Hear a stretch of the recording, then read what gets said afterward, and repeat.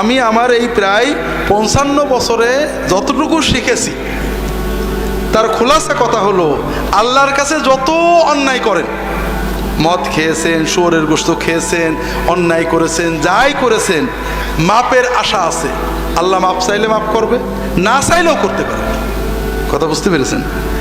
আর একটা গুনাহ আল্লাহ মাপ না চাইলে মাপ করবে না, তওবা পুরো করলে সেটা হলো শিরকের গুনাহ। আর একটা গুনাহ আল্লাহ মাপ চাইলেও পুরো মাপ করবে না, সেটা হলো বান্দার হক, মানুষের ক্ষতি করেছেন। কথা বুঝতে পেরেছেন? এই জন্য ভাইরা, আপনার দ্বারা যেন কোনো মানুষের ক্ষতি না হয়। আমরা এখানে যারা আছি সবাই কিন্তু দুর্বল পার্টি, মানুষ খুন করা, মেরে ফেলা, জমি কেড়ে নেওয়ার ক্ষমতা আমাদের নেই, ঠিক না? কিন্তু আমরা কিছু অন্যায় করি খুব ভয়ঙ্কর।